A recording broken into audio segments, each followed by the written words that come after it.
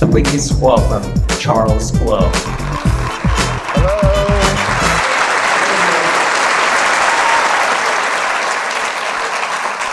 Welcome to Ideas at Forward with Charles Blow. If you're new here, haven't been to one of these before, we do our best to bring together some of the most amazing people on the planet who are working hard to solve some of the biggest issues the planet faces and using really big ideas to do that.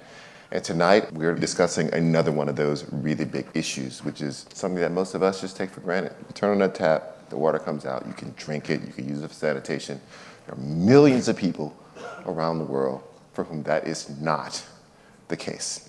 So I'm going to bring out my guests. First is Academy Award-winning actor, producer, screenwriter, and co-founder of Water.org and WaterEquity, Matt Damon. Thanks, Charles. Thank you. Second, we have Vedika Bhandarkar. She is the president and chief operating officer of Water.org. And lastly, we have Kiki Tazkiyah, who is the insights lead for Water.org's Southeast Asia team.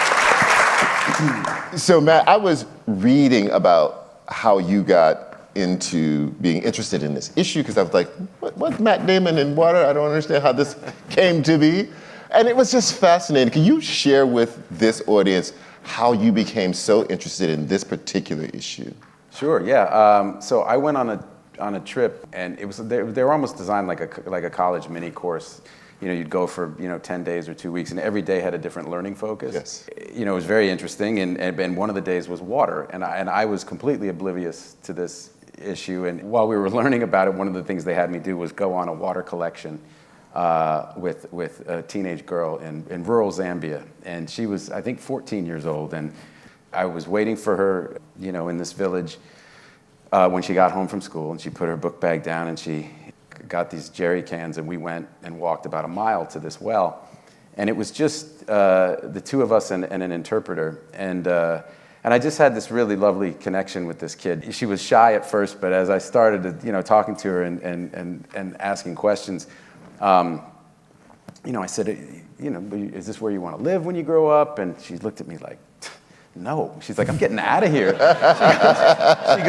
goes, I'm going to Lusaka. I'm going to be a nurse. I'm going to live in the big city. And it reminded me so much of Ben Affleck and me at that age. Like, we're getting out of here. We're going to New York. We're going to be actors. And I just felt this great connection to her. She reminded me of what teenage life should be, right? You're thinking about this world of possibility that's out in front of you. And it wasn't until I was leaving that I realized, had someone not had the foresight to sink this bore well within walking distance, this girl would not be in school. She would not be dreaming of anything at all about, eventually contributing to the economic engine of her country, of working in healthcare and helping her community. None of that. This issue disproportionately affects women and girls. Today, girls and women spent 200 million hours collecting water, and a lot of girls aren't in school because of this. 500,000 kids under the age of 5 are going to die this year because of lack of access to safe water and sanitation. It's like, things like diarrhea, right? Which might keep our kids out of school for a day, and you rehydrate them and they're fine. But if you don't have access to safe water, it can be a death sentence, and which is just unconscionable that people are still dying of these completely preventable things. There's this really incalculable loss of human potential. So it was an issue that nobody was talking about, and yet was really just massive, and I was hooked. And good for the world that you were hooked on this. You talk about it undergirding, this issue of water undergirding so many of the issues related to poverty. What are all the prongs where water touches that we may not even think that it touches? We were at an event a few days ago at the Goals House, and they had the 17 Sustainable Development Goals up on the wall, and we were just looking through them with the audience and realizing that water touched every single one. Like, you can't solve any of them without solving water. And actually, somebody on the panel said, well, education. And I went, no, education, these girls aren't in school. It's massively important to solve it for, if you're gonna solve for education. But every one of them. Every single one of them is touched by the water crisis. Vedika, how does water.org work to help to remedy this? What are all the ways that manifests? So we're a not-for-profit, which is focused on enabling access to safe water and safely managed sanitation. And we realized very early in our life as an organization that water crisis is essentially a financing crisis. If you look at the numbers, the World Bank estimates that for everybody in the world to get access to safe water and safely managed sanitation, you need $1.5 trillion. The amount of money that's currently spent in the world, and you include everything, you include government funding, you include philanthropists, financial markets, everybody, corporates, the amount of funding currently is about a third of that. So you need a lot of funding to come into it. So that was one realization. The other realization was, people are already paying a lot for water. So think of the woman who does not have access to water. If she's living in an informal settlement in Mumbai, for example, which is where I'm from, she's paying the water vendor. And she's paying often as high as 25% of her income. And the other way she's paying is in terms of coping costs. So she's spending hours collecting water. That time could be used by her to look after her family, could be used for any other economic activity, and her daughters would be back at school. It's because she doesn't have the upfront capital, the $300 or the $500 it costs to build that solution. And that's why she's paying every day very high costs, but she doesn't have access to that upfront capital. So our approach was, if we can get that upfront capital to her in an affordable way, she will be able to build the solution which she wants, because she's very clear what she wants. Mm-hmm. And that's essentially what our approach is. So we partner with financial institutions and convince them, nudge them, that they should make a loan to Vedika if she doesn't have a water connection at home, and they should make a loan for a water connection. And so Vedika is able to get the water connection, or Kiki is able to get the toilet which she wants. And that's how we started. It took us, I think, 10 years, Matt, to reach our first million people. And today we've reached close to 70 million people, so 69.4 million people. And we have 150 financial institution partners all across the world, and they've made 15 million loans, accumulating just under $6 billion. And I think what's really another really important thing here is these loans repay at 98%. So women know these solutions, and 90% of the borrowers are women. Which is why I keep talking about women. Yeah. They do know what solutions they want. They don't take a loan until and unless they value that solution, and they are vested in it, and it completely changes their life. And just as one last little thing, because we did the math and we were excited about this, we realized that had we just kept doing direct impact work, which is drilling wells, right, it would have taken us 600 years to get to 70 million people. Wow. So to give you an idea about how it's scaled. So in addition to loans directly to the women who need them, mm-hmm, what other things does water.org help to finance or put into motion? How much time do we have? Not that much. So, do you want to tell the story? Well, yeah, I could just say, about 10 years ago in India, we were traveling around visiting a bunch of these different projects and meeting with the microfinance institutions that we were partnered with. And we were informally polling them, what's your biggest bottleneck? And all of them, independent of one another, without knowing what the others were saying, reported to us that access to consistent, affordable capital was the biggest bottleneck, that the demand was so great, these loans were flying off the shelves, people desperately wanted them, they just didn't have enough money in the system. So that got us thinking, well, how do we get more capital into this system? And we ended up creating an asset manager. So basically we use the philanthropy to kind of, I mean, it's a bad water joke, but to plumb the, but find these deals that are bankable, and then we bring the investment capital behind. And that's how we've been able to scale the way we have. So the drawback is that the kind of, the dopamine hit you get as a donor when you say, well, this is the well, and this is the geolocator, and this is the picture of the person that you helped. You don't get that with us, but what you do get is you're leveraging $17 from the capital markets for every dollar that you give us. And so you're really solving this at scale. And our asset manager, WaterEquity, now is on its 5th fund. We have just under $500 million of committed capital.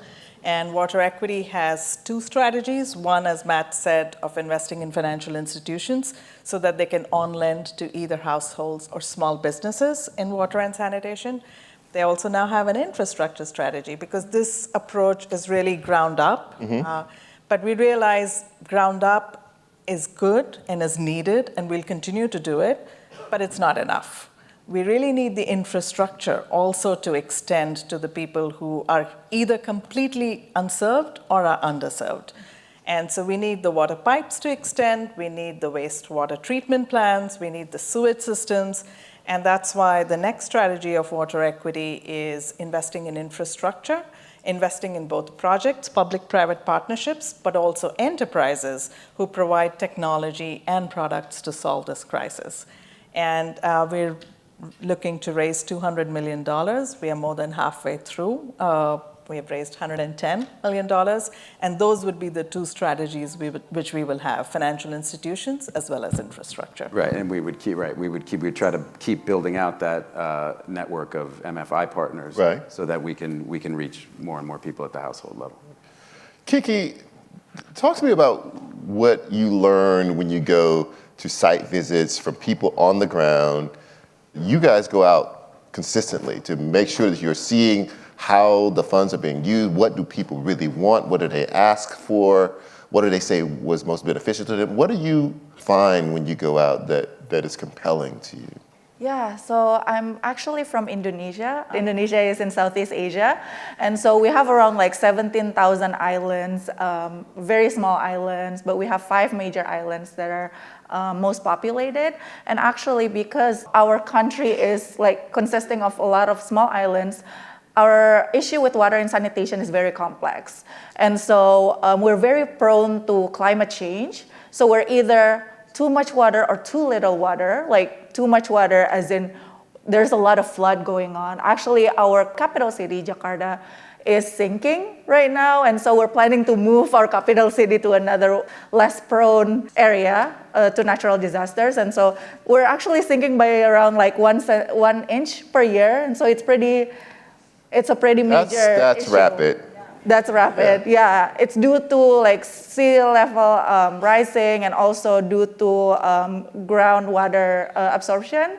And so that's too much water. And we're also facing with too little water. And so just a couple of weeks ago, I was in one of the areas that we were visiting. And we do a lot of these visits because we want to make sure that the people that we are serving are actually benefiting from the program that we are working in. And so when we were visiting, we met with Alphonse. He is a farm worker, and for tens of years, he doesn't have water whatsoever. So he has to go to a nearby spring water that's around like half a mile away from his home, and it's very hilly. And because he works, so the people that are responsible to catch the water are his wife and also his children. And so he was telling me that for tens of years, his family had to go to that spring water in order to catch their water every single day. And there were also, because he has 4 children, his wife sometimes have to take one child in front of her body and another child she carried in back of her body, and also she carried the jerry cans with her that carries the water. that happens multiple times a day, and actually they have to wake up earlier in the morning so that they are able to prepare for school. And so he was very emotional in telling the story, and he said that it was very traumatizing for him. So I asked him, so how do you feel now after all of that trauma? And so he said he feels that he can breathe now. Wow. And so those type of stories we experience a lot, because actually in Indonesia, 90% of our population don't have a safe water or safely managed sanitation. So that's based on our population of 260 million people. Matt, one of the things that Kiki brought up was the impact of climate change on Indonesia. When you're thinking about solutions, place-based solutions, how much do you consider the idea that many people who study this believe that there will be climate migration, that people will move out of areas that are experiencing the worst climate impacts and towards other areas? Everything is done with a lens toward climate change, because the infrastructure, whatever we're investing in, has to be resilient. We were just in Jakarta a couple months ago and saw exactly what Kiki was talking about. People who had taken out loans for secondary water systems. Right? So they had a primary source, but they didn't trust it. So they were willing to take out another loan to do, maybe rainwater harvesting or connect somewhere. So it's front and center. It's on the minds of the people that we serve. They're already in a climate crisis, and it's not a theoretical to them. And with the potential for migration, the poorest people on earth, the most vulnerable, are going to be the first ones hit by this. And ironically, they had the least to do with causing it. But yes, so all of these, this new infrastructure investment portfolio is all done with an eye towards climate. Vedika, you were discussing how most of this falls directly on the shoulders of women. Yeah. And which begs the question of, if we're not addressing this, how does that play itself out when you're talking to heads of state or people who could be in position to prioritize this higher? And you have to say to them, but the cost is on these women. The girls are not in the schools. And if they're not, then they don't add to your bottom line, and that's GDP, and that's, how does that conversation play out? I am an optimist, so I'll first start with the good news. The good news is no government anywhere in any of the countries that we work in says enabling access to safe water or safe sanitation is not a priority. Nobody says that. So that is great.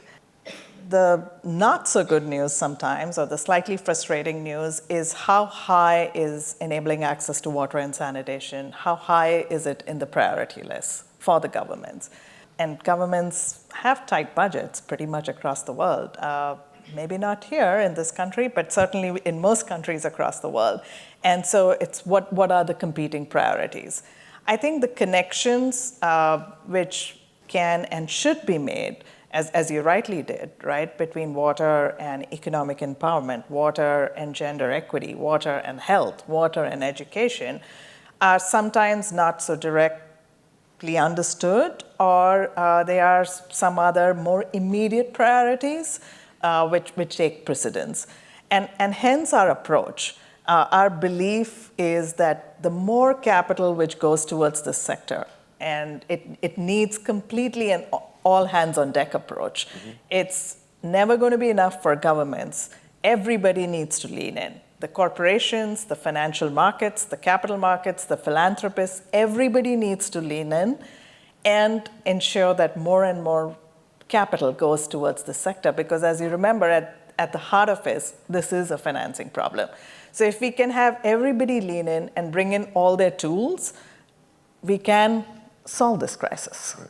Yeah. How do you get them to see it as more than just a benevolence, right? This is not just you being, God, and I give you this and you should be grateful to me, but this is actually changing worlds, communities, cultures, and that actually has its own benefit to that culture, that community, that country. It pays a return. It's not just that your generosity should be lauded.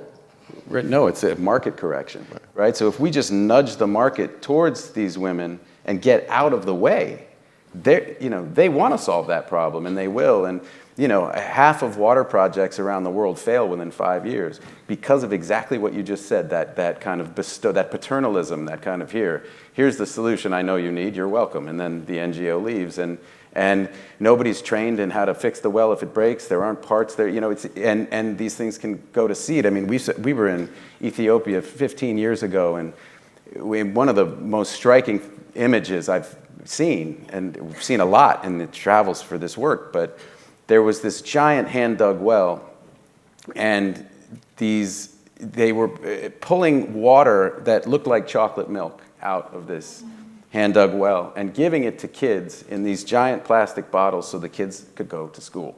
And 20 yards from this scene, there was a state-of-the-art well system that an NGO had put in a few years earlier that broke. Wow.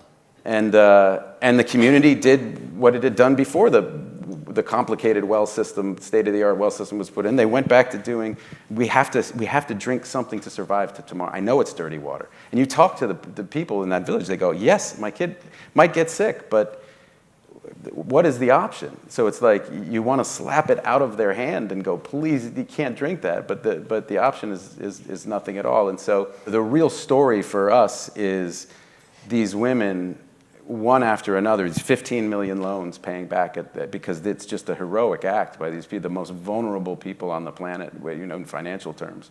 And they're taking control, and it's about empowerment. Can you imagine from what you're seeing here, what you're doing, that we get to a point where water.org is no longer necessary? Yeah,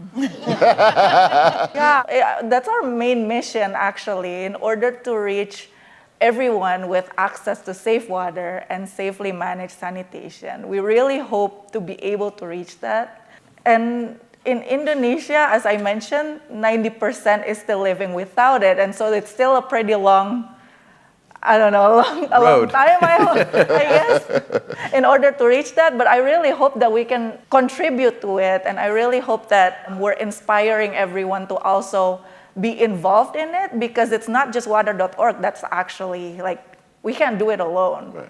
We need everybody's support. We need support from the philanthropic funding for water.org to provide to initiate some of our innovations, to build our portfolio, partner with new financial institution partners, or even the infrastructure partners.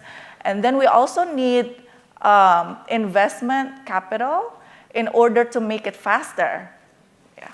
No, I absolutely agree with Kiki, and yes, I do believe, and I'm hopeful that we will no longer be needed.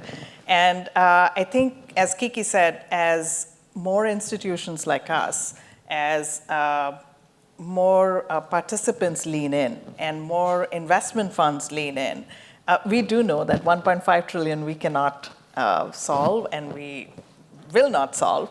But as more investors look at this and say, oh yeah, this is an interesting asset class, this is a good asset class to invest in, more and more innovation will happen. And philanthropy will lead the way in terms of taking the risks, but then it will be followed by investment dollars. And there will be many more such organizations like us. And yes, then we will all be out of business. We hope. We hope.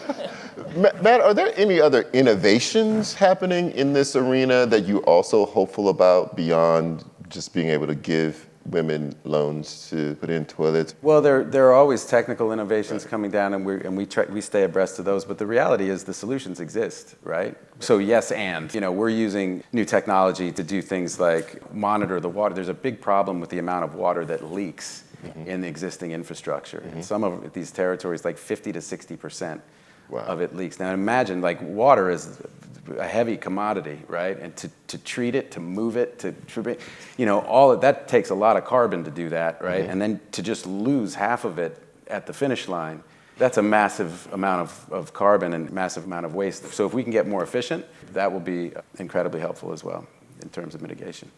Vedika, I want to ask you about, WaterEquity's philosophy on distributing, I think you have $100 million now, distributing that level of funding equitably among the people, how you distribute it?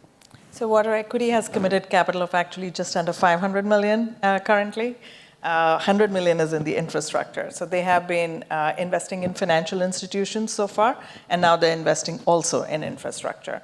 And I think the first thing I would say is the approach of both, the aim of both organizations, the mission, the vision is exactly the same, which is enabling access to safe water and safely managed sanitation to people who don't have it today, right? So that's where both organizations start, and including WaterEquity. So when WaterEquity looks at its investments, whether it's in financial institutions or in infrastructure projects, they're looking to invest in countries and states and regions and towns and villages where people are currently unserved or underserved.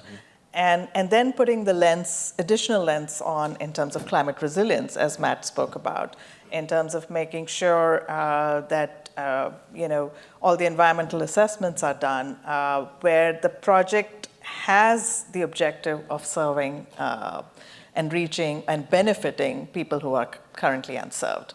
And that's the lens WaterEquity uses. And so we are already, I think, through WaterEquity, they invested in more than 20 countries across the world, across Asia, Africa, and Latin America. Who would you say is underinvested in this issue, who should be giving much more and has the capacity to give much more to solve this issue than are giving now? Is it more the government side, or is it more big foundations and philanthropists, or individual people who are giving? Where's the opportunity for the biggest growth and the biggest bang? Yes, and so, I think, first, again, starting with the good news, so corporates have really leaned in, which has been phenomenal. They've leaned in with philanthropy as well as investments. So our last two funds, one for financial institutions and one for infrastructure, the majority of the investors have been corporates, which has been phenomenal to see because they're using their treasuries to make these investments, which yield huge impact, as well as provide returns. And in fact, we've seen some corporates going even one step further and saying the earnings which we get every year or every 6 months, we're going to donate them back to water.org so that you can continue to create this pipeline and create investable opportunities, which has been phenomenal. High net worth families and foundations have also leaned in. And they have been giving, I don't know how familiar you are, but unrestricted funding, which is the holy grail, right? Yes. And they have been very generous with that. So they've also leaned in. I heard all the Ford Foundation people.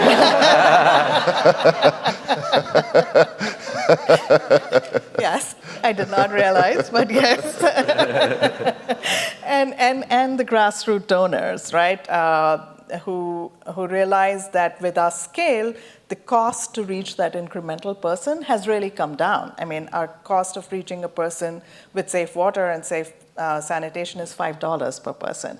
And it wasn't the case 20 years ago, but that cost has steadily been coming down, as Matt mentioned, because the leverage in the model has been going up. I think the institutional investors have come in a little bit.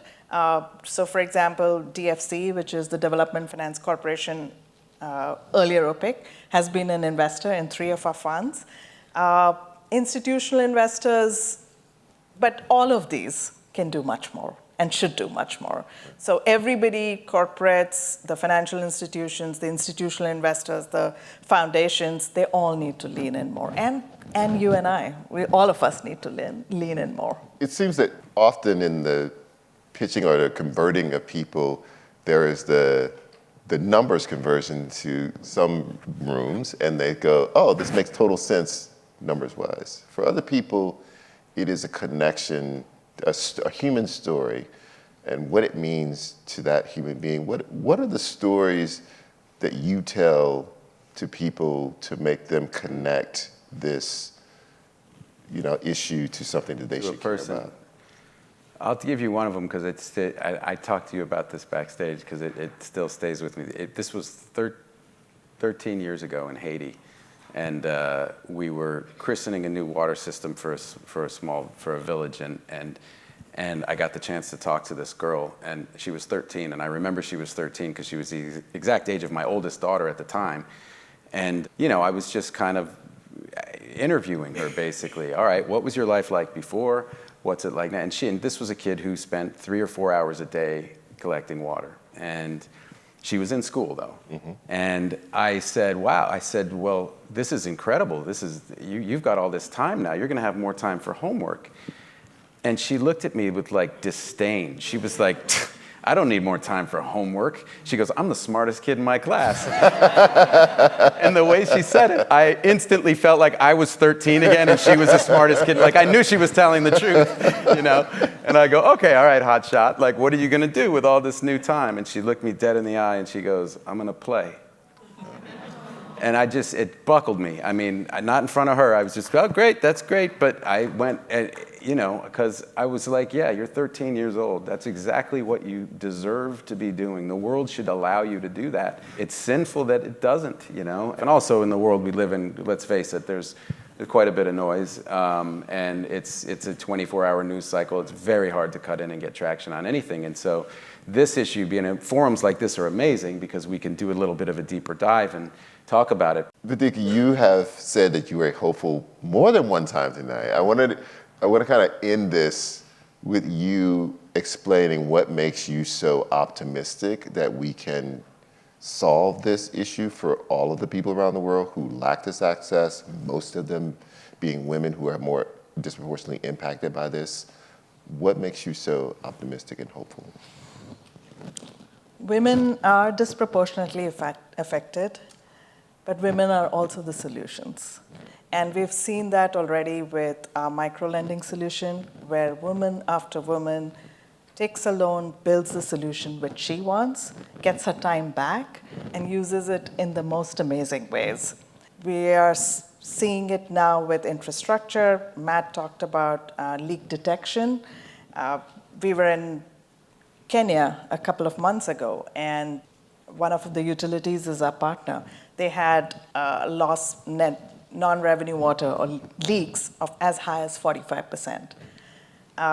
We worked together. They were able to bring it down in that particular city down to 20%. Suddenly, they were able to serve their existing customers better, but they were also able to serve new customers. And one of the customers was a school, a girls' boarding school. And I got to meet both the girls as well as their teachers. And they were telling me about life before they were connected to the utility. So every girl had a little bucket.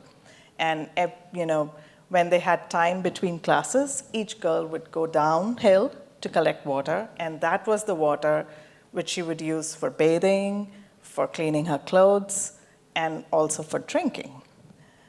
The girls used to keep falling sick, and they were not being kids, right? They were just focused on making sure they went down and collected water.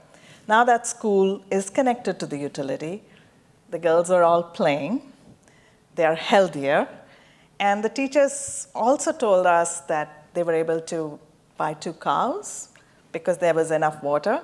The girls get milk regularly. They were able to keep a small pond where they had fish, so the girls and the teachers were getting protein. I have visited many, many, many such places, but this one, I was just crying. And those were tears of joy, because that's the power of water. It creates opportunities, it lets kids be kids, it allows them to be educated, and it lifts families out of poverty. Let's give a round of applause, please. Come back and see us next time. All right.